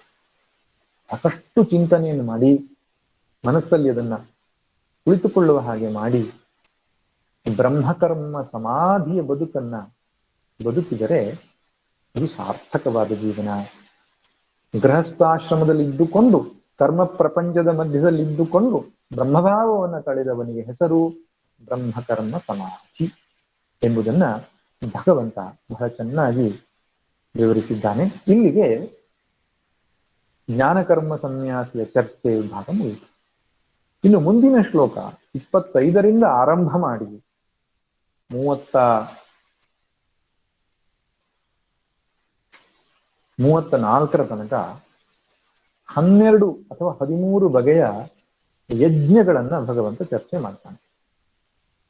ಈ ಯಜ್ಞಗಳನ್ನು ಚರ್ಚೆ ಮಾಡುವ ಉದ್ದೇಶ ಇಷ್ಟೇ, ಜ್ಞಾನ ಯಜ್ಞವನ್ನು ಹೊಗಳುವುದಕ್ಕಾಗಿ. ಈ ಎಲ್ಲ ರೀತಿಯ ಯಜ್ಞ ಎಂಬ ಶಬ್ದಕ್ಕೆ ಅರ್ಥ ಸಾಧನೆಗಳು ಅಂತ ಅರ್ಥ. ಅನೇಕ ಬಗೆಯ ಸಾಧನೆಗಳಲ್ಲಿ ಜ್ಞಾನ ಯಜ್ಞವೇ ಶ್ರೇಷ್ಠ. ಸರ್ವಂ ಕರ್ಮಾಖಿಲಂ ಪಾರ್ಥ ಜ್ಞಾನೇ ಪರಿಸಮಾಪ್ಯತೆ. ಎಲ್ಲ ಕರ್ಮಗಳು ಜ್ಞಾನದಲ್ಲಿ ಪರಿಸಮಾಪ್ತಿಗೊಳ್ಳುತ್ತವೆ. ಆದ್ದರಿಂದ ಜ್ಞಾನವನ್ನು ಪಡೆಯಬೇಕು. ಯಾವುದರ ಜ್ಞಾನ? ಫಿಸಿಕ್ಸ್ ಜ್ಞಾನ ಅಲ್ಲ, ಆತ್ಮಜ್ಞಾನ ಅಥವಾ ಬ್ರಹ್ಮಜ್ಞಾನ. ಅದಕ್ಕೆ ಒಂದು 12 ಯಜ್ಞಗಳನ್ನು ಹೇಳ್ತಿದ್ದಾನೆ. 12 ಯಜ್ಞಗಳೇ ಅಷ್ಟಲ್ಲ, ಅನೇಕ ರೀತಿಯ ಸಾಧನೆಗಳನ್ನ ನಮ್ಮ ಪರಂಪರೆಯಲ್ಲಿ ಹೇಳಿದ್ದಾರೆ. ತೀರ್ಥಕ್ಷೇತ್ರ ಯಾತ್ರೆ ಇರಬಹುದು, ಅಥವಾ ಜಪ ಸಾಧನೆ ಇರಬಹುದು, ಪ್ರಾಣಾಯಾಮ ಇರಬಹುದು, ಪಾರಾಯಣ ಮಾಡುವುದಿರಬಹುದು, ಅಥವಾ ಸತ್ಸಂಗಗಳಿರ್ಬೋದು, ಒಂದೆರಡಲ್ಲ, ಅನೇಕ ಬಗೆಯ ಸಾಧನೆಗಳನ್ನು ಹೇಳಿದ್ದಾರೆ. ಆದರೆ ಇದೆಲ್ಲದರ ಉದ್ದೇಶ ಯಾವುದು? ಜ್ಞಾನ ಪ್ರಾಪ್ತಿ. ಸಾಧನೆಗಳನ್ನು ಮಾಡಿಯೂ ಒಬ್ಬ ವ್ಯಕ್ತಿ ಜ್ಞಾನದ ಕಡೆಗೆ ಹೋಗ್ತಾ ಇಲ್ಲ ಅಂತ ಹೇಳಿದ್ರೆ ಸಾಧನೆಗಳ ಉದ್ದೇಶ ಅವನಿಗೆ ಗೊತ್ತಿಲ್ಲ ಅಂತ. ಪೂಜೆಯನ್ನ ನಾವು ಮಾಡುವುದು ಯಾಕೆ ಅಂದ್ರೆ ಪೂಜೆಯನ್ನು ನಿಲ್ಲಿಸುವುದಕ್ಕಾಗಿ. ಜಪವನ್ನ ಮಾಡುವುದು ಯಾಕೆ ಅಂದ್ರೆ ಜಪವನ್ನು ನಿಲ್ಲಿಸುವುದಕ್ಕಾಗಿ. ಅರ್ಥಾತ್ ಜಪ, ಪೂಜೆ, ಪಾರಾಯಣ, ಅನೇಕ ರೀತಿಯ ಸಾಧನೆಗಳು ತಮ್ಮ ಸ್ವರೂಪದ ಯಥಾರ್ಥ ಜ್ಞಾನದ ಪ್ರಾಪ್ತಿಗಾಗಿರ್ತಕ್ಕಂತಹ ಒಂದು ಆರಂಭಿಕ ಹೆಜ್ಜೆ. ಅದೇ ಅಂತಿಮ ಅಲ್ಲ, ಅಂತಿಮವಾದದ್ದು ಜ್ಞಾನ. ಯಜ್ಞ ಎಂಬ ಶಬ್ದದಿಂದ ಕರೆದಿದ್ದಾನೆ ಇಲ್ಲಿ. ಯಜು ದೇವಪೂಜಾಯಾಮ್ ಸಂಗತಿಕರಣ ದಾನೇಶು ಎಂಬ ಒಂದು ಅರ್ಥ ಇದೆ. ಯಜ್ಞ ಎನ್ನುವ ಧಾತುವಿಗೆ ನಾವು ಯಜ್ಞ ಅಂತ ಹೇಳ್ತೇವಲ್ಲ, ಅದಕ್ಕೆ ಅಗ್ನಿಯಲ್ಲಿ ಆಹುತಿ ಕೊಡುವುದಷ್ಟೇ ಯಜ್ಞ ಅಂತ ಕರೆದಿಲ್ಲ ಪ್ರಾಚೀನರು. ದೇವಪೂಜಾಯಾಮ್ ಅಂತ, ಯಾವುದೇ ರೀತಿಯ ದೇವರ ಪೂಜೆಗೂ ಹೆಸರು ಯಜ್ಞ ಅಂತಾನೆ. ಜಪ ಯಜ್ಞ, ಪೂಜೆ ಎನ್ನುವಂಥದ್ದು ಒಂದು ಯಜ್ಞ, ಪಾರಾಯಣ ಅನ್ನುವಂಥದ್ದು ಯಜ್ಞ, ತೀರ್ಥಕ್ಷಾತ್ರ ಕ್ಷೇತ್ರ ಯಾತ್ರೆ ಒಂದು ಯಜ್ಞ, ಮಾತಾಪಿತೃಗಳ ಸೇವೆ ಒಂದು ಯಜ್ಞ, ಗೋ ಸೇವೆ ಒಂದು ಯಜ್ಞ, ಅನ್ನದಾನ ಒಂದು ಯಜ್ಞ. ಹೀಗೆ ದೇವಪೂಜೆ ಅಂದ್ರೆ ಭಗವದ್ ದೃಷ್ಟಿ ಇಟ್ಟುಕೊಂಡು ನಾನು ಮಾಡತಕ್ಕಂತಹ ಈ ಕರ್ಮ ಈಶ್ವರನ ಪೂಜೆ ಅಂತ ಮನಸ್ಸಲ್ಲಿ ಬಂದುಬಿಟ್ರೆ ಯಜ್ಞ. ಆ ದೃಷ್ಟಿ ಇಟ್ಟುಕೊಂಡು ಮನೆಯ ಕಸ ಹೊಡೆದ್ರು ಕೂಡ ಈ ಮನೆಗೆ ಯಜಮಾನನೇ ಈಶ್ವರ, ಅವನ ಸೇವೆ ನಾನು ಮಾಡ್ತಾ ಇದ್ದೇನೆ ಅಂತ ಮಾಡಿದ್ರು ಅದು ಯಜ್ಞ ಆಯಿತು. ಒಬ್ಬ ವ್ಯಕ್ತಿಯ ಜೊತೆ ನಾವು ಕೂತ್ಕೊಂಡು ಒಂದಿಷ್ಟು ಭಗವಂತನ ವಿಚಾರ ಮಾತಾಡಿದ್ರೆ ಜ್ಞಾನ ಯಜ್ಞವಾಯ್ತದು. ಅದರಿಂದ ದೇವಪೂಜಾಯಾಮ್ ಸಂಗತಿಕರಣ ದಾನೇಶು. ಸಂಗತಿಕರಣ ಅಂದ್ರೆ ಒಟ್ಟುಗೂಡುವಿಕೆ, ದಾನೇಶ ಅಂದ್ರೆ ಹಂಚಿಕೊಳ್ಳುವಂಥದ್ದು, ನಮ್ಮ ಹತ್ರ ಇರುವಂಥದ್ದು ಹಂಚಿಕೊಳ್ಳೋದು ಕೂಡ ಒಂದು ಯಜ್ಞ. ಅದಕ್ಕೆ ಹಿಂದಿನ ಕಾಲದಲ್ಲಿ ಯಾಗ ಅಂತ ನಾವೇನು ಕರಿತಿದ್ದೇವಲ್ಲ, ಅಂದ್ರೆ ಶುದ್ಧಯುಕ್ತವಾದಂತಹ ಒಂದು ಹೋಮಗಳಲ್ಲಿ ಅದಕ್ಕೆ ಯಾಗ ಅಂತ ಹೇಳ್ತಾರೆ. ಯಜ್ಞ, ಯಾಗ ಅಂತ ನಾವು ಸಾಮಾನ್ಯವಾಗಿ ಕರಿತೇವಲ್ಲ, ಅದರಲ್ಲಿ ಈ ಮೂರು ಸಂಗತಿಗಳು ಇರ್ತಿತ್ತು. ದೇವತಾ ಆರಾಧನೆ ಇರ್ತಿತ್ತು, ಸಂಗತಿಕರಣ ಅಂದ್ರೆ ಒಟ್ಟು ಸೇರುವಿಕೆ, ಇಡೀ ಸಮಾಜವೇ ಒಟ್ಟು ಸೇರುತ್ತೆ, ಎಲ್ಲಾ ವಿಭಿನ್ನ ಮುಖದ ಸಮಾಜದ ಜನರು ಕೂಡ ಒಟ್ಟಿಗೆ ಸೇರಿ ಮಾಡತಕ್ಕಂಥದ್ದಾಗ್ತಿತ್ತು. ಇನ್ನೊಂದು ದಾನ, ತನ್ನಲ್ಲಿರ್ತಕ್ಕಂಥ ವಸ್ತುಗಳನ್ನು ಹಂಚಿಕೊಳ್ತಕ್ಕಂಥದ್ದು ಪ್ರಧಾನವಾದ ವಿಷಯ ಆಗ್ತಿತ್ತು. ಅದೇ ಅಗ್ನಿಯಲ್ಲಿ ಪ್ರಕ್ಷೇಪಣ ಮಾಡುವಾಗ ಆಹುತಿ ಕೊಡುವಾಗಲೂ ಹೇಳೋದೇನೆ ಇಂದ್ರಾಯ ಸ್ವಾಹ, ಇಂದ್ರಾಯ ಇದನ್ನಮಮ, ಅದು ಒಂದು ರೀತಿ ತ್ಯಾಗವೇ. ಆದ್ರಿಂದ ಯಜ್ಞ ಎನ್ನತಕ್ಕಂತಹ ಒಂದು ವ್ಯವಸ್ಥೆ ಪ್ರಧಾನವಾಗಿ ಭಗವಂತನನ್ನ ಉದ್ದೇಶಿಸಿ ಮಾಡಿರತಕ್ಕಂತಹ ಕರ್ಮ. ಅದರಲ್ಲಿ ಸಕಾಮ ಕರ್ಮವೂ ಇರ್ತದೆ, ನಿಷ್ಕಾಮ ಕರ್ಮವೂ ಇರ್ತದೆ. ಇಲ್ಲಿ ಪ್ರಧಾನವಾಗಿ ನಿಷ್ಕಾಮ ಕರ್ಮವನ್ನು ಭಗವಂತ ಹೇಳ್ತಿದ್ದಾನೆ.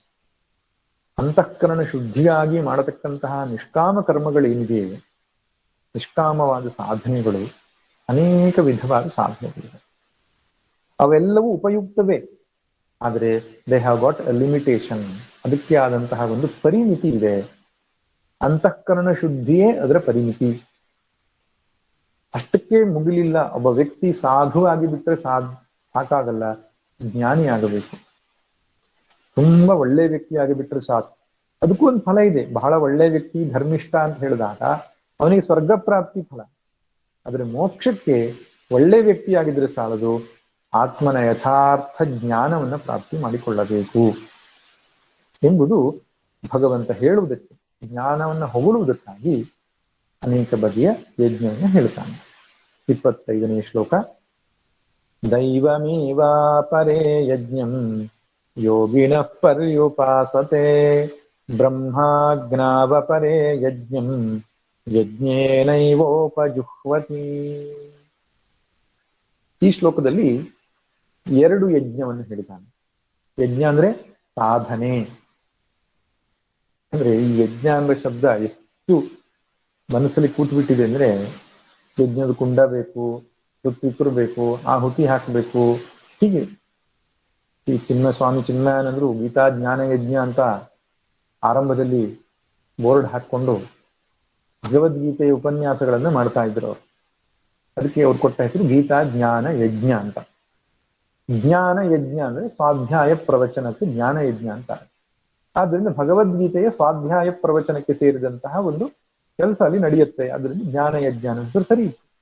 ಆರಂಭದಲ್ಲಿ ಅವರು ಆ ಹೆಸರನ್ನ ಹಾಕೊಂಡು ಉಪನ್ಯಾಸ ಮಾಡುವಾಗ ಕೆಲವರು ಬಂದು, ಎಂಥದ್ದು ಇಲ್ಲಿ ಹೋಮದ ಕುಂಡವೇ ಇಲ್ಲ, ಇಲ್ಲಿ ಯಾರು ಆಹುತಿ ಹಾಕ್ತಾ ಇಲ್ಲ, ಅನ್ನದಾನ ನಡೀತಾ ಇಲ್ಲ, ಇದೆಂತ ಯಜ್ಞ ಅಂತ. ಯಜ್ಞ ಎಂಬ ಶಬ್ದ ಎಷ್ಟರ ಮಟ್ಟಿಗೆ ನಮ್ಮ ತಲೆಯಲ್ಲಿ ಕೂತಿದೆ ಅಂದ್ರೆ ಅದು ದ್ರವ್ಯ ಯಜ್ಞ ಒಂದೇ ಯಜ್ಞ ಅಂತ. ಅಂದ್ರೆ ದೇವತೋದ್ದೇಶವಾದಂತಹ ದ್ರವ್ಯ ತ್ಯಾಗ ಮಾಡತಕ್ಕಂಥದ್ದು ಹವಿಸ್ಸಿನಲ್ಲಿ, ಅಂದ್ರೆ ಅಗ್ನಿಯಲ್ಲಿ ದ್ರವ್ಯ ತ್ಯಾಗ ಮಾಡಿದರೆ ಅದು ಯಜ್ಞ ಅಂತ ಅಲ್ಲ.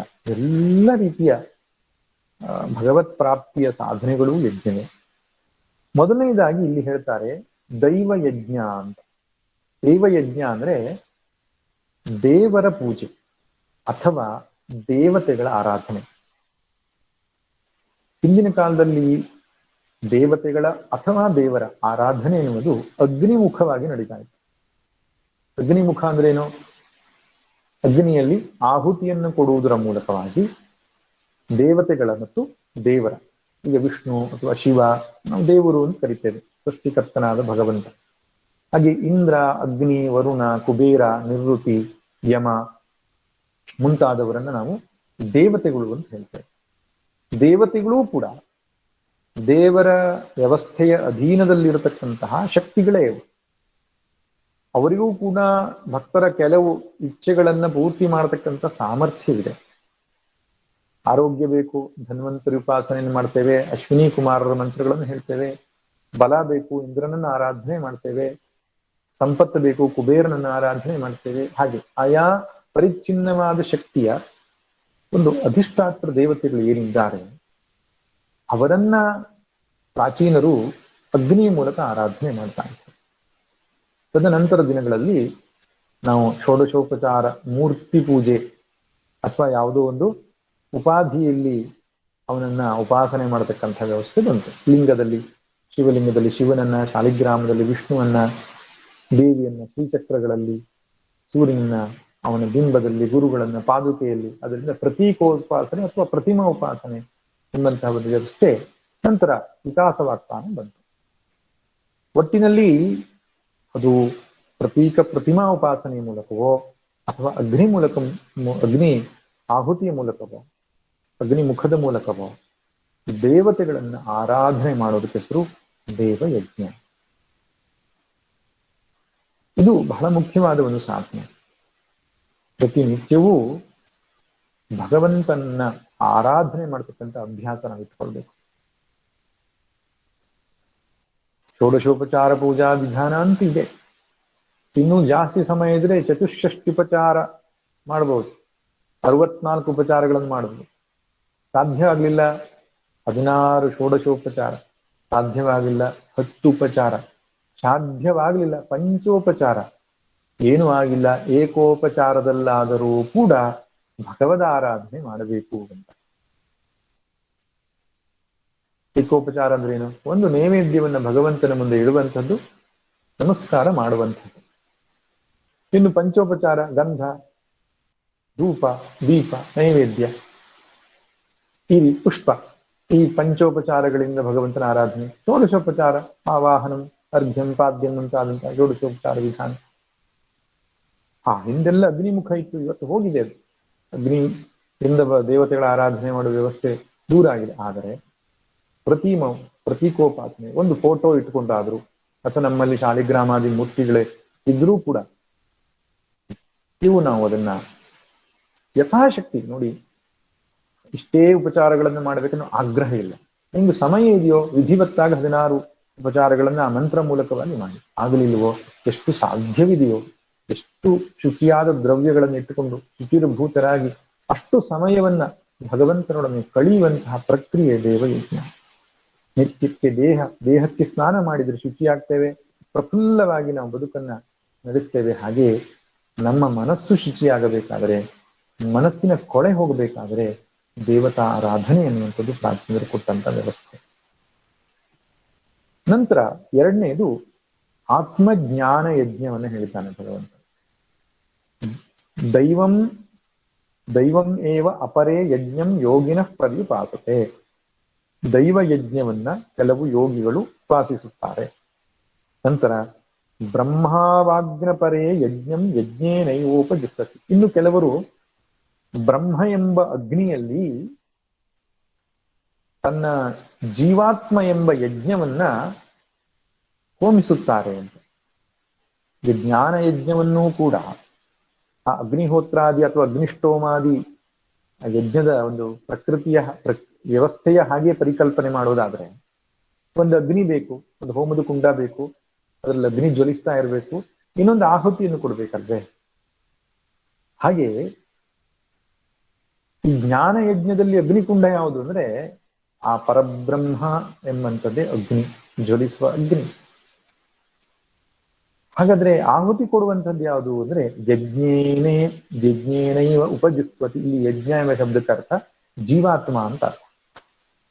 ಯಜ್ಞ ಎಂಬ ಶಬ್ದಕ್ಕೆ ಆತ್ಮ ಎಂಬ ಶಬ್ದವು ಪರ್ಯಾಯ ಇದೆ. ಅದರಿಂದ ಯಜ್ಞೇನೈವ ಉಪಜುಕ್ವತಿ, ಜೀವಾತ್ಮ, ಲೋವರ್ ಐ ಅಂತ ನಾವು ಕರಿತೇವೆ. ಬ್ರಹ್ಮ ಅಂದ್ರೆ ಹೈಯರ್ ಐ, ಸರ್ವವ್ಯಾಪಕವಾದ ಶುದ್ಧ ಚಿನ್ಮಾತ್ರ ಸ್ವರೂಪವಾದ ಬ್ರಹ್ಮವಸ್ತು. ಅದರಲ್ಲಿ ಜೀವಾತ್ಮನನ್ನು ಹೋಮಿಸಬೇಕು. ಹೋಮಿಸುವುದಂದ್ರೆ ಅರ್ಥ ಏನು? ಒಂದಾಗುವುದು ಅಂತ ಅರ್ಥ. ಅಗ್ನಿಗೆ ನೀವು ಯಾವುದೇ ಆಹುತಿಯನ್ನು ಕೊಟ್ಟ ತಕ್ಷಣ ಅದು ಅಗ್ನಿಯಾಗಿಯೇ ಪರಿವರ್ತನೆ ಆಗ್ತದೆ. ಹಾಗೆ ಈ ಜೀವಾತ್ಮನಾದಂತಹ ಅಹಂಕಾರವು ಆ ಪರಬ್ರಹ್ಮ ವಸ್ತುವಿನಲ್ಲಿ ಒಂದಾಗತಕ್ಕಂತಹ ಪ್ರಕ್ರಿಯೆ ಜ್ಞಾನ ಯಜ್ಞ. ತನ್ನ ಬೇರೆತನದ ಅರಿವನ್ನ ಬಿಟ್ಟು ತಾನು ಬ್ರಹ್ಮವೇ ಎಂಬಂತಹ ಭಾವಸ್ಫುರಣೆಯಾಗ್ತದೆ. ರಾಮಕೃಷ್ಣರು ಹೇಳ್ತಿದ್ರಂತಲ್ಲ, ಹೇಗೆ ಉಪ್ಪಿನ ಬೊಂಬೆಯೆಂದು ಸಮುದ್ರವನ್ನ ಅಳಿಲಿಕ್ಕೆ ಹೋದಾಗ ಸಮುದ್ರವೇ ಆಗುತ್ತದೋ, ಹಾಗೆ ಸಾಧಕನು ಪರಮಾತ್ಮನನ್ನು ಅರಿಯಲಿಕ್ಕೆ ಹೋದಾಗ ಪರಮಾತ್ಮನೇ ಆಗಿಬಿಡ್ತಾನೆ ಅಂತ. ಸಯೋಹವೈ ಯತ್ ಪರಮಂ ಬ್ರಹ್ಮವೇದ ಬ್ರಹ್ಮೈವ ಭವತಿ ಅಂತ ಉಪನಿಷತ್ತು. ಯಾರು ಬ್ರಹ್ಮವನ್ನು ಅರಿಯುತ್ತಾನೋ ಅವನು ಬ್ರಹ್ಮವೇ ಆಗುತ್ತಾನೆ. ತನ್ನನ್ನು ಸಮರ್ಪಣೆ ಮಾಡಿಕೊಳ್ಳುವಂಥದ್ದೇ ಸಾಧನೆಯ ಅಂತಿಮವಾದ ಗುರಿ. ಜ್ಞಾನ ಅಂದ್ರೆ ಅರ್ಥ ಶರಣಾಗತಿಯೇ ಒಂದು ಅರ್ಥದಲ್ಲಿ.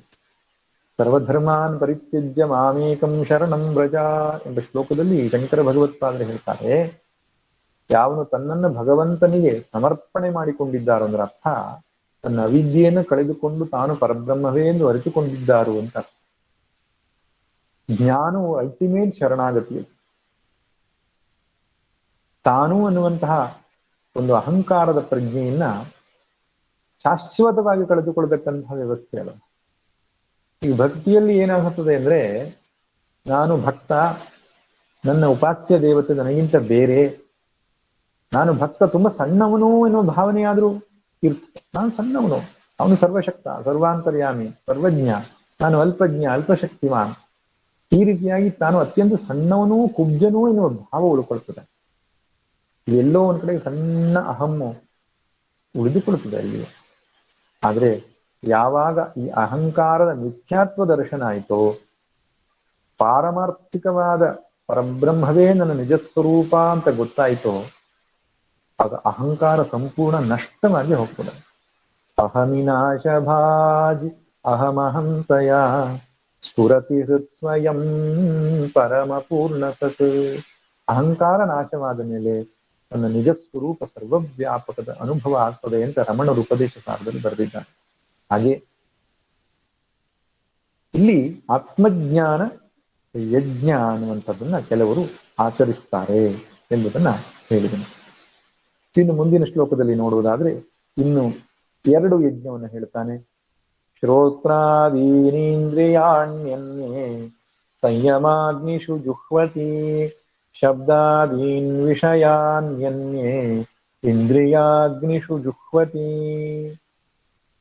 26ನೇ ಶ್ಲೋಕದ ಮೊದಲ ಅರ್ಧ ಭಾಗದಲ್ಲಿ ಸಂಯಮ ಎಂತಕ್ಕಂತಹ ಒಂದು ಯಜ್ಞವನ್ನು ಹೇಳ್ತಾನೆ. ಒಂದು ರೀತಿಯಲ್ಲಿ ದಮಯಜ್ಞ ಅಂತ ಕರೀಬಹುದು.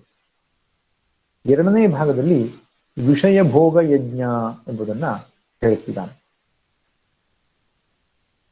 ಶ್ರೋತ್ರಾದೀನ್ ಇಂದ್ರಿಯಾಣಿ ಅನ್ಯೇ ಸಂಯಮಾಗ್ನಿಷು ಜುಹ್ವತಿ.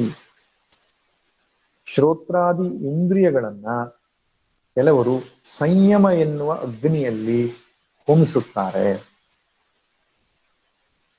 ಇಲ್ಲಿ ದ್ರವ್ಯ ಯಾವುದು? ಶ್ರೋತ್ರಾದಿ ಇಂದ್ರಿಯಗಳು. ಅಗ್ನಿ ಯಾವುದು? ಸಂಯಮ ಎಂತಕ್ಕಂಥ ಅಗ್ನಿ. ಇದೊಂದು ಒಂದು ಕಾವ್ಯಮಯವಾದಂತಹ ಒಂದು ವ್ಯವಸ್ಥೆ. ಅಂದ್ರೆ ಒಂದು ತನ್ನನ್ನು ನಷ್ಟ ಮಾಡಿಕೊಳ್ತದೆ, ಇನ್ನೊಂದು ರೊಟ್ಟಿಗೆ ಒಂದಾಗುತ್ತೆ. ಯಾವ್ದ್ರೊಟ್ಟಿಗೆ ಒಂದಾಗ್ತದೋ ಅದನ್ನು ಅಗ್ನಿ ಅಂತ ಕರೆದಿದ್ದಾರೆ. ಯಾವುದು ಒಂದಾಗ್ತದೋ ಆ ವಸ್ತುವಿಗೆ ಏನು ದ್ರವ್ಯ ಅಂತ ಕರೆದಿದ್ದಾರೆ. ಇಲ್ಲಿ ದ್ರವ್ಯಗಳು ಯಾವುದು? ಶ್ರೋತ್ರಾದಿ ಇಂದ್ರಿಯಗಳು. ಅಗ್ನಿ ಯಾವುದು? ಸಂಯಮ. ಅಲ್ಲಿ ತಮ್ಮನ್ನ ಸಮರ್ಪಿಸಿಕೊಳ್ತಾರೆ.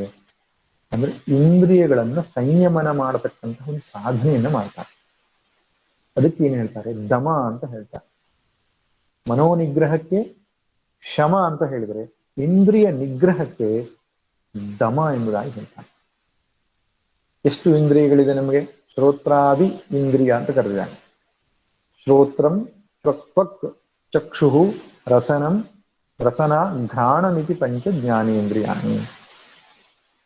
ಕಿವಿ, ಚರ್ಮ, ಮೂಗು, ಕಣ್ಣು, ನಾಲಿಗೆ, ಈ 5 ಜ್ಞಾನೇಂದ್ರಿಯಗಳು. ವಾಕ್ ಪಾಣಿಪಾದ ಪಾಯುಪಸ್ಥಾನಿ ಪಂಚ ಕರ್ಮೇಂದ್ರಿಯ. ಮಾತನಾಡುವಂಥದ್ದು, ಕೈ ಅನ್ನುವಂಥದ್ದು, ಕಾಲು ಅನ್ನುವಂಥದ್ದು, ಉಪಸ್ಥ ಮತ್ತು ಜನನೇಂದ್ರಿಯ. ಜನನೇಂದ್ರಿಯ ಮತ್ತು ಬುಧದ್ವಾರ, ಈ ಪಂಚ ಕರ್ಮೇಂದ್ರಿಯಗಳು, ಪಂಚ ಜ್ಞಾನೇಂದ್ರಿಯಗಳು ಮನುಷ್ಯನಿಗೆ ಇವೆ. ಜ್ಞಾನೇಂದ್ರಿಯಗಳು ಜ್ಞಾನವನ್ನ ಗ್ರಹಿಸುವ ಕೆಲಸವನ್ನ ಮಾಡಿದ್ರೆ, ಕರ್ಮೇಂದ್ರಿಯವು ಅವನು ನಿಶ್ಚಯ ಮಾಡಿರತಕ್ಕಂಥ ಕರ್ಮ ಮಾಡುವ ಕೆಲಸವನ್ನು ಮಾಡುತ್ತೆ. ವೆರಿ ಇಂಟ್ರೆಸ್ಟಿಂಗ್ ಪಾಯಿಂಟ್ ಏನಂದ್ರೆ, ಈ ನಾಲಿಗೆ ಅನ್ನುವಂಥದ್ದು ಕರ್ಮೇಂದ್ರಿಯವಾಗೂ ಕೆಲಸ ಮಾಡುತ್ತೆ, ಜ್ಞಾನೇಂದ್ರಿಯವಾಗೂ ಕೆಲಸ ಮಾಡುತ್ತೆ. ಆದ್ರಿಂದ ತುಂಬಾ ಡೇಂಜರಸ್ ಇಂದ್ರಿಯ ಅಂತ ಹೇಳ್ತಾರೆ. ಯಾವುದಕ್ಕೆ? ನಾಲಿಗೆಗೆ. ಅಂದ್ರೆ ಕರ್ಮೇಂದ್ರಿಯವಾದಾಗ ತಿನ್ನುವಂಥದ್ದು, ತಿನ್ನುವಾಗ ಅದು ಜ್ಞಾನೇಂದ್ರಿಯ, ಮಾತನಾಡುವಾಗ ಅದು ಕರ್ಮೇಂದ್ರಿಯ. ಅದಕ್ಕೆ ಸಂಸ್ಕೃತ ಸುಭಾಷಿತ ಒಬ್ಬ ಹೇಳ್ತಾನೆ, ಜಿಹ್ವೆ ಪ್ರಮಾಣಂ ಜಾನೀಹಿ ಭೋಜನೆ ಭಾಷಣೆ ತಥಾ ಅತೀವ ಉಕ್ತಿ ಅತೀವ ಭುಕ್ತಿ ಸದ್ಯ ಪ್ರಾಣಾಪಹಾರಿಣಿ ಅಂತ ಹೇಳ್ತಾನೆ. ನಾಲಿಗೆ ಮಾತನಾಡುವಾಗ ಮತ್ತು ತಿನ್ನುವಾಗ ಪ್ರಮಾಣವನ್ನು ಸರಿಯಾಗಿ ತಿಳ್ಕೋ. ಅತಿಯಾಗಿ ತಿಂದ್ರು ಅತಿಯಾಗಿ ಮಾತನಾಡಿದ್ರು ಪ್ರಾಣ ಹೊರಟು ಹೋಗೋದು ಗ್ಯಾರಂಟಿ ಅಂತ. ಅಂದ್ರೆ ಕರ್ಮೇಂದ್ರಿಯವೂ ಹೌದು ಜ್ಞಾನೇಂದ್ರಿಯವೂ ಹೌದು ಆಗಿರೋದ್ರಿಂದ ಅದು ತುಂಬಾ ಶಕ್ತಿಶಾಲಿಯಾದಂತಹ ಇಂದ್ರಿಯ. ಹಾಗೆ ಕಣ್ಣು, ಹಾಗೆ ಕಿವಿ, ಹಾಗೆ ಮೂಗು, ಕಾಲು, ಪ್ರತಿಯೊಂದು ಕೂಡ ನಮ್ಮ ನಿಯಂತ್ರಣದಲ್ಲಿ ಇರಬೇಕು. ಒಂದು ಹದ್ದುಬಸ್ತಿನ ಇರಬೇಕು, ಒಂದು ಶಿಸ್ತಿನಲ್ಲಿ ಇಟ್ಟುಕೊಳ್ತಕ್ಕಂಥದ್ದು. ಅದು ತುಂಬಾ ಪ್ರಾಥಮಿಕವಾದ ಒಂದು ಸಾಧನೆ. ಎಲ್ಲಿಯ ತನಕ ಇಂದ್ರಿಯಗಳ ಒಬ್ಬನ ನಿಯಂತ್ರಣದಲ್ಲಿ ಇರುವುದಿಲ್ಲವೋ ಮುಂದಿನ ಸಾಧನೆಗೆ ಹೋಗ್ಲಿಕ್ಕೆ ಅವಕಾಶವೇ ಕೊಡುವುದಿಲ್ಲ. ಯಾರು ತನ್ನ ಮಾತಿನಲ್ಲಿಯೇ ನಿಯಂತ್ರಣ ಇಲ್ಲವೋ ಧ್ಯಾನ ಮಾಡೋದು ಎಲ್ಲಿಂದ? ಯೋಗಸ್ಯ ಪ್ರಥಮಂ ದ್ವಾರಂ ವಾಂಗ್ನಿರೋಧೋ ಪರಿಗ್ರಹ. ಶಂಕರ ಭಗವತ್ ವಿವೇಕ ಚೂಡಾಮಣಿಯಲ್ಲಿ ಹೇಳ್ತಾರೆ, ಯೋಗದ ಪ್ರಥಮ ಸಾಧನೆ, ಮೊದಲ ಮೆಟ್ಟಿಲಿ ವಾಂಗ್ನಿರೋಧ. ಆದ್ದರಿಂದ ಈ ಇಂದ್ರಿಯಗಳನ್ನ ಪಳಗಿಸ್ತಕ್ಕಂತಹ, ತನ್ನ ಸ್ವಸ್ವಗೋಲಕದಲ್ಲಿ ನಿಲ್ಲಿಸ್ತಕ್ಕಂತಹ ಒಂದು ಸಾಮರ್ಥ್ಯ. ಯೋಗದ ಶಾಸ್ತ್ರದಲ್ಲಿ ಪ್ರತ್ಯಾಹಾರ ಅಂತ ಹೇಳ್ತಾರೆ. ಪ್ರಾಣಾಯಾಮ ಆದ್ಮೇಲೆ ಪ್ರತ್ಯಾಹಾರ, ಇಂದ್ರಿಯಗಳನ್ನ ಮನಸ್ಸಿನ ರೂಪದಲ್ಲಿ ತೆಗೆದುಕೊಂಡು ನಿಲ್ಲಿಸುವಂತ. ವೇದಾಂತ ಶಾಸ್ತ್ರಗಳಲ್ಲಿ ನಾವು ಇಂದ್ರಿಯಗಳನ್ನ ದಮನ್ ಅಂದ್ರೆ ಹಿಡಿದಿಟ್ಕೊಳ್ಳೋದು ಅಂತ ಅರ್ಥ ಅಲ್ಲ, ಅದರ ಮೇಲಿರ್ತಕ್ಕಂಥ ಒಂದು ಕಾಬು, ಒಂದು ನಿಯಂತ್ರಣ. ನನ್ನ ಇಂದ್ರಿಯಗಳು ಎಲ್ಲೆಲ್ಲಿ ವ್ಯವಹರಿಸಬೇಕು, ಎಲ್ಲೆಲ್ಲಿ ವ್ಯವಹರಿಸಬಾರದು ಎಂತಕ್ಕಂಥ ಟೋಟಲ್ ಕಂಟ್ರೋಲ್, ಅದನ್ನೇ ದಮ ಅಂತ ಹೇಳುತ್ತೆ. ಇಂದ್ರಿಯಗಳನ್ನ ದಬ್ಬಿ ಹಿಡಿಯುವುದರಿಂದ, ಅದನ್ನ ಅದುಮಿ ಹಿಡಿಯುವುದರಿಂದ ಅದನ್ನ ಕಂಟ್ರೋಲ್ ಅಂತ ಹೇಳಲಿಲ್ಲ. ಅದು ಅದುಮಿ ಹಿಡಿದಷ್ಟು ಕಷ್ಟ. ಯಾಕೆ? ಅವಕಾಶ ಸಿಕ್ಕದಾಗ ಅದುಮಿ ಹಿಡಿದು ಸೇರಿಸಿಕೊಂಡು ಡಬ್ಬಲ್ ಕೆಲಸ ಮಾಡುತ್ತೆ. ನಾಲಿಗೆ ತಿನ್ನೋದನ್ನ ನಿಲ್ಲಿಸ್ಬಿಡು ಅಂತ ಹೇಳಿ ತಿನ್ನೋದನ್ನ ಬಿಟ್ರೆ ಸ್ವೀಟ್ ಸಿಕ್ಕಿದಾಗ ಅದು ಜಾಸ್ತಿ ತಿನ್ಬಿಡ್ತದೆ. ಅದು ನಿಯಂತ್ರಣ ಅಲ್ಲ. ಯಾವುದನ್ನು ತಿನ್ನಬೇಕು, ಯಾವುದನ್ನು ತಿನ್ನಬಾರದು ಎನ್ನುವ ವಿಷಯದಲ್ಲಿ, ಪ್ರತಿಯೊಂದು ಇಂದ್ರಿಯದ ಕಾರ್ಯದ ವಿಷಯದಲ್ಲಿ ಒಂದು ಶಿಸ್ತು ಇರುವಂಥದ್ದು ಸಂಯಮ ಅಂತ ಕರೆಯಲ್ಪಟ್ಟಿದ್ದಾರೆ. ಆ ಸಂಯಮ ಯಜ್ಞವನ್ನು ಕೆಲವರು ಆಚರಣೆ ಮಾಡ್ತಾರೆ. ಹೀಗೆ ಮುಂದಿನ ಸಾಧನೆಯ ವಿಷಯವಾಗಿ ಮುಂದಿನ ಸತ್ಸಂಗದಲ್ಲಿ ನೋಡೋಣ. ಸರ್ವೇ ಭವಂತು ಸುಖಿನಃ, ಸರ್ವೇ ಸಂತು ನಿರಾಮಯಾಃ, ಸರ್ವೇ ಭದ್ರಾಣಿ ಪಶ್ಯಂತು ಮಾ ಕಶ್ಚಿತ್ ದುಃಖಭಾಗ್ ಭವೇತ್. ಓಂ ಶಾಂತಿ ಶಾಂತಿ ಶಾಂತಿ. ಹರಿ ಓಂ ಶ್ರೀ ಗುರುಭ್ಯೋ ನಮಃ. ಹರಿ ಓಂ.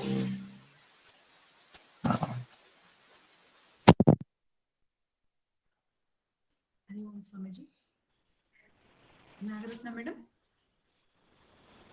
ಇದ್ದೀನಿ. ಪೂಜ್ಯ ಸ್ವಾಮೀಜಿಯವರಿಗೆ ಪ್ರಣಾಮಗಳು. ಪೂಜ್ಯ ಗುರುಗಳು ಇಂದಿನ ಉಪನ್ಯಾಸದಲ್ಲಿ ಜ್ಞಾನಕರ್ಮ ಸನ್ಯಾಸಿಗೆ ಭಗವಂತ ಮತ್ತೊಂದು ಹೆಸರನ್ನು ನೀಡುತ್ತಿದ್ದಾನೆ. ಅದೇ ಬ್ರಹ್ಮಕರ್ಮ ಸಮಾಧಿ ಅಥವಾ ಬ್ರಹ್ಮಜ್ಞಾನಿ ಅಥವಾ ಆತ್ಮಜ್ಞಾನಿ. ಮಾಡುವ ಎಲ್ಲ ಕರ್ಮಗಳಲ್ಲೂ ಬ್ರಹ್ಮದೃಷ್ಟಿ ಇರುವವನೇ ಬ್ರಹ್ಮಕರ್ಮ ಸಮಾಧಿ. ಅವನು ಸರ್ವಂ ಬ್ರಹ್ಮಮಯಂ ಜಗತ್ ಎಂದು ತಿಳಿದಿರುತ್ತಾನೆ. ಸರ್ವವನ್ನು ಪರಮಾತ್ಮ ದೃಷ್ಟಿಯಿಂದ ನೋಡುತ್ತಾನೆ. ಸಾಧನೆಯ ಅಂತಿಮ ಗುರಿ ಜ್ಞಾನಪ್ರಾಪ್ತಿ. ಭಗವದ್ ದೃಷ್ಟಿಯಿಂದ ಮಾಡುವ ಎಲ್ಲ ಕರ್ಮಗಳು ಯಜ್ಞ. ಮನಸ್ಸಿನ ಕೊಳೆ ಕಳೆಯಲು ದೇವತಾರಾಧನೆ ಅವಶ್ಯಕ. ಜ್ಞಾನ ಯಜ್ಞದಲ್ಲಿ ಪರಬ್ರಹ್ಮವೇ ಅಗ್ನಿ. ಆಹುತಿ ಕೊಡಬೇಕಾದ ಜೀವಾತ್ಮ. ಜೀವಾತ್ಮದ ಅಹಂಕಾರ ಅಳಿದು ಆತ್ಮನೇ ಬ್ರಹ್ಮವಾಗುವುದು ಜ್ಞಾನಯಜ್ಞ ಎಂಬ ಅಂಶಗಳನ್ನು ಕಗ್ಗಗಳ ಉದಾಹರಣೆಯೊಂದಿಗೆ, ವಿಜ್ಞಾನದ ಉದಾಹರಣೆಗಳೊಂದಿಗೆ ಮನದಟ್ಟವಾಗುವಂತೆ ವಿವರಿಸಿದ್ದಾರೆ. ಪೂಜ್ಯ ಸ್ವಾಮೀಜಿಯವರಿಗೆ ಸಾಷ್ಟಾಂಗ ಪ್ರಣಾಮಗಳು. ಎಲ್ಲರಿಗೂ ನಮಸ್ಕಾರ.